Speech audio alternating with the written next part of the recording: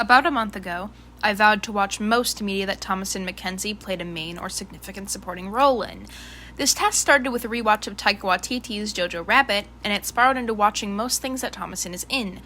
She, unlike other actresses I've become infatuated with, only had 33 credits, 23 of which were released films, on TMDb, which did not seem like that difficult of a task to defeat. Evidently, whether I could not find anywhere to watch it, or she just simply wasn't relevant enough in the movie for me to consider it for the list, I did not watch the following films: Our Party and How Can I Help You? Both were short films that I could not find anywhere, at all. The King, True History of the Kelly Gang, Pantheon, and Anything Before 2018. Anything unreleased as of December 2025. Interviews. Now, with those out of the way, let's get some base rules laid out. I will be discussing each movie based on two different criteria: my enjoyment of the movie and Thomasin's character/acting. I also have to say one good thing about the movie. The complete list is specifically related to my enjoyment of Thomasin's acting, not how much I enjoyed the movie. This is relevant later. And outside of the bottom movie on this list, I do not hate any of these movies. I liked them all, at least a little bit. Without further ado, here's a ranking of almost, sort of, most of the media that Thomasin McKenzie acts in. Number 12, Old. Old follows a family of four, whose names I do not care enough to remember, going to a resort after strains on the family have left them heavily stressed. In an attempt to relax, they find themselves at an island in the resort that just so happens to have magical properties that age them faster than usual. 30 minutes on the island is equivalent to 1 year of their life. I hate this movie. It makes me viscerally uncomfortable, and a lot of the elements that would make a good film are just seriously not present for this one. The acting is nothing incredible, far from it, and a good chunk of the cinematography is so shit. If this wasn't set on a huge tropical island, I would genuinely believe this was some edgy college kid's attempt at making a horror movie for their final. It was that bad. The only reason I even watched this, aside from humoring myself, is the fact that Thomasin is pretty relevant for the bulk of the movie. But after she left, I turned it off and didn't finish it. Sorry, cinephiles. Also, why is the 7-year-old get pregnant? What? Thomasin's acting in this movie was fine, I guess. I mean, she wasn't really asked to do anything particularly grueling, but she still did a pretty alright job for the weird material given. The one thing that was memorable from this film is the Bones Lady in the cave. If you know, you know. Number 11, The Power of the Dog. The Power of the Dog follows some cowboys doing old western stuff. I didn't really pay attention to this movie at all, honestly. This movie did nothing for me. I was so bored the whole time. Thomasin is barely in it, and I don't know why I turned it on. I have nothing to say about this movie, and I truly do not understand why it got the praise it did. Thomasin, again, was barely in it, but her acting was fine. No notes, I guess. I liked the costumes. I don't know what to say. This movie was mid. Number 10, Lost Girls. Lost Girls is based on a true story following the case of Shannon Gilbert, a girl that went missing alongside the investigation of the Long Island murderer. Obviously, hyped up and details exaggerated for cinematic effect, follows Shannon's mother and her two daughters as they chase after any details on what happened to their beloved family member. Lost Girls wasn't bad, although it blends into a genre of Thomasin that I'll discuss in a little bit. I liked some of the plot, although there was too much being told too quickly to our main cast in the first 30 minutes of the film. The mother seemed to do what she wants with no repercussions and get all the information. If they wanted to build some more of a suspense, more interest, they could have dragged it on a bit. Also, the pacing wasn't the best. Thomasin did a good job in this movie. It's obviously not her best performance, but she was more relevant than in the last movie. But one strife, you can obviously tell this was one of her beginner roles with an American accent. She does better in the future, but it is pretty noticeable. Sorry. I quite like the scene between Thomasin's character and the mother, where they discuss things that the mother had been hiding from her. I may be gone, but I'm still here. Number 9, Joy. Joy follows a true story about Jean Purdy, who developed the first method for IVF. Also dramatized for cinematic effect, but more understandable this time. I'm not usually into dramas that are based on real stories, but I dug this one. The pacing was nice, and a lot of the color grading really made it lively in its own right. The acting was pretty alright, and Thomasin in particular was very silly and charming. I don't have much else to say about this movie, but the message and what it tells you is important to know in history. Thomasin's acting, as stated, was very good in this one. Not a first main role, and it shows in how good she did in this movie. I don't know if this hairstyle was her natural one or a wig for the movie, but sometimes it just looked a little stupid. Sorry. A highlight of this movie was the scene between Thomasin's character and one of the doctors, where she learns she is unable to get an operation done for her endometriosis. Could I have... Is it possible for me to have... No. What about if... What about if this works? Number 8. The Justice of Bunny King. The Justice of Bunny King follows Bunny King, a mother who had her children taken away after she murdered her husband for killing her infant daughter. Upon couch surfing, she finds herself at her sister's house. Her sister has a few kids, most notably Tanya. Coming home one day, she finds out that her sister's boyfriend has been Tanya. The movie then follows Bunny as she works for a house to get her children and Tanya out of the system and into her care. I liked this movie a lot, and it pains me to put it so low. The first 2 acts of the movie are a bit lackluster, which is what pushed it down to the spot of 8th. The 3rd act is fantastic. I absolutely loved it, and it had me weeping like a little baby. I know that this film is a heavy indie film, so I'll give the cinematography some grace, but some of it was not enough to keep me interested at points. The performances from Essie Davis as Bunny King and Thomasin McKenzie as Tanya were fucking amazing, and I'd watch it again just to see their performances. Thomasin, as stated, plays Tanya, a shy teenager who doesn't want any trouble from her situation, but learns to stand up for herself using the help of Bunny. This movie is a prime example of the genre that Thomasin bleeds into. Troubled teenage daughter. Although this sort of typecastish thing isn't a problem, most movies where she plays this kind of role blend together in my head. I absolutely loved the scene during the 3rd act where Tanya confronts her mother outside of the social services office. Thomasin did a great job at encapsulating the sheer emotion needed for a scene like this. Never even asked me if it was true.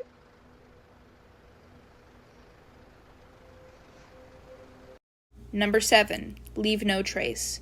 Leave No Trace follows a veteran father and his daughter Tom, who have lived out with the elements for years until being tipped off by a hiker. Tom and her father are forced to adapt to the ways of society while battling persistent personal issues. Despite how low this movie is on this list, it has a 100% critics rating on Rotten Tomatoes. I loved this movie. All the aesthetics were really good, and the slow pacing really made me feel for these characters. It's got a solemn, longing, sad feeling in the background of the film. You just know something sad is going to happen, you just don't know how or what it'll be. The cinematography is some of my favorites on the list, especially in scenes with the caravan community. The only reason it's so low is I feel like it didn't change my life or affect me in any way. I was sad at the end, yes, but I hardly remember I even watched this movie. Tom was Mackenzie's big break role, and it's very clear that she has a massive amount of potential just from this movie. Her character slightly bleeds into her typecast, but leans more into the shy and curious side of it. Not many notes on her performance, in a good way. I loved the entire segment where Tom becomes more soft after adapting to a house and hypothermia almost takes her life. An absolutely beautiful scene with plenty of emotion. I also loved the quote, Same thing that's wrong with you isn't wrong with me. I know. Number 6. Fackham Hall. Fackham Hall follows the rich Davenports as they despair over the fact that neither of their daughters are willing to marry their own cousins. More specifically, the story is centered around Rose Davenport and her love story with Eric, a pickpocket who steals her heart. This movie is hysterical. It had me crying laughing a few times, especially at the jokes told through irony. I found myself rolling in my seat from how much this movie made me giggle. Outside of the humor, the story does fall a bit flat, but the use of comedic timing and blue comedy always brings it up to being a great movie for me. Outside of Jojo Rabbit, which did not have much comedy for her, this movie, to my knowledge, is Thomasin's first proper comedy, and she does a wonderful job. Her comedic timing is perfect, her jokes always landed, and even with the comedy being the main appeal, I felt very enveloped in her character. One of my favorite gags from the movies are the Bechdel sisters and Him 69 LOL. Number 5. Totally Completely Fine. Totally Completely Fine follows Vivian Cunningham, a troubled 20-something who inherits her grandfather's estate after his sudden death. What he, or anyone else, neglected to tell her is that this spot is an ideal suicide spot for many people. Vivian, struggling mentally herself, must find ways to help these people while also keeping herself alive. This show was kind of an oddball for me during these watches, maybe because it's a modern and Thomasin usually isn't in those. Despite this, the cast did a terrific job. The story was interesting, sad, funny, and all the emotions and high-quality performances you needed for a show like this to work. The brothers of Vivian did a wonderful job, and all their conflicts and train of thoughts were always followable. No matter how much you may have disliked a character, you always end up sympathizing with them somehow. It was a very good watch. Thomasin's acting in this show was great. It bleeds into her typecast a little bit, but instead of being a shyer teenager, she's an adult who doesn't take shit from anybody and thinks on her feet. Miraculously, she does a great job at playing someone who is rude, cocky, and doesn't particularly like people. Despite being super sweet in person, Thomasin almost convinced me she was Vivian. Also, she looks great blonde. I liked a lot of the scenes from this show, but the standout is all of episode 5. I absolutely love the scene after she goes off-rip on Dane. Apologist, so you could safety trap your own brain. No. Yes. 4. Last Night in Soho. Last Night in Soho follows Eloise Ellie Turner as she traverses into mainland London for college, but after rooming with an old woman in a small house, she is haunted by a 1960s female performer with a horrifying tale. I think this was the 3rd Thomasin movie I watched. Edgar Wright is a brilliant director, and even if this wasn't one of his strongest films, I loved the majority of it. The ending was a bit off, but I don't hold that against him. Anna Taylor-Joy really stole a lot of the spotlight for me in this movie as young Sandy. Her performances were immaculate and undefeatable. The music and many of the cinematography tricks and gags were just amazing. Thomasin in this movie plays a meek, sort of strange young adult named Eloise, who descends into a maddening, insane woman for the latter end of the film due to the hauntings of Sandy driving her up the wall. Her emotions in this film are perfect, especially her chemistry with John. Beautifully done. My favorite scene is easily one in the middle of the film, where Eloise and John go back to her room for reasons, but Eloise sees horrifying visions of Sandy being violently murdered, and it completely ruins the moment between the two. Number 3, Life After Life. Life After Life follows the question of, what if? What if you made a different choice in your life? What if you didn't lie to your daughter? What if you learned how to fire the gun? What if you said no to a kiss on your 16th birthday? The show tackles this question through a woman named Ursula, who, as a child, is convinced that she has died and become reborn time and time again, as we see all of her realities play out and what would have happened if she had made different choices. This type of series is my absolute favorite to watch. I love being able to watch something and be confused but intrigued and holding my breath the whole time. This, being a period piece, really brings a lot of the story and costuming and environment all together. It feels like it wouldn't have been as impactful if it was just any old point in time or a modern film. All of the actors for this short series really put in their all, and you can feel it seeping through the screen.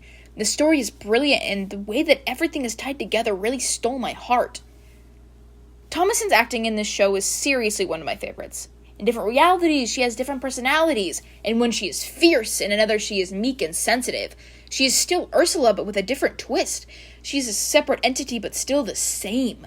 It's astonishing how she manages to pull this off.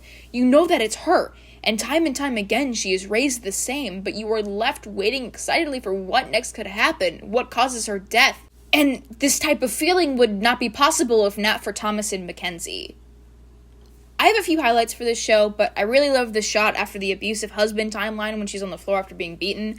Not to say that I like her being beaten, I'm just saying the shot was good. And a couple of shots from the war daughter timeline. Also, she kills Hitler, so that's pretty cool. Number 2, Jojo Rabbit. Jojo Rabbit takes place at the latter end of World War II, following a young boy named Johannes Jojo Betzler, who is infatuated with the Nazi ideology. After sustaining an injury that causes him to be semi-housebound, he finds out that his mother has been hiding a Jewish girl in his sister's room. Jojo Rabbit, by all metrics, is my favorite movie. I have seen it 16 times and counting, 12 of those within the same 2-ish weeks. The acting from Roman Davis, Scarlett Johansson, and Thomasin McKenzie truly pull this film together in ways I can't even fathom to you. All of their chemistry is so good. The color grading is akin to a Wes Anderson feel. The story is told in such an intimate and subtle way that you really need to be paying attention the whole movie to catch certain parts.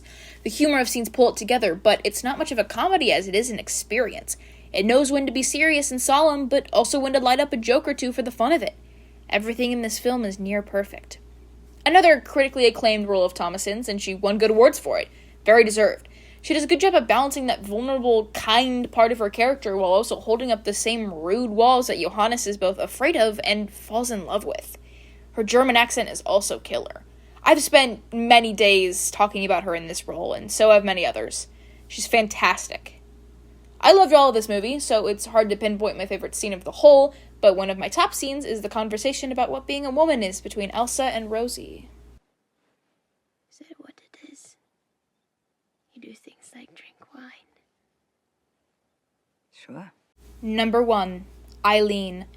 Eileen, based on the book of the same title, follows a disturbed and perverse 24-year-old in the cold Midwest winter who has little to exist for, until a new psychiatrist at the boys' prison she works at is hired.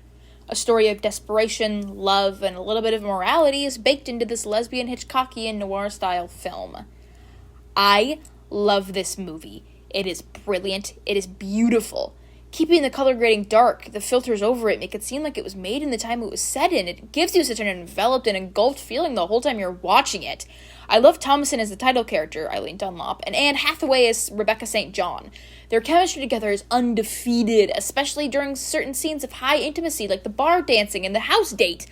Everything about this movie is so tailored and beautiful. The writer of the book co-writing the script really helped elevate the experience and not dumb down any of the characters, as movie adaptations often do. Her writing style for movies highly reflects that of a narrative for a book, and that's what makes it so wonderful and different. It's why I love this movie. So much showing, not a lot of telling. A lot of quiet, dead space, but it works because it's coming from Eileen Dunlop.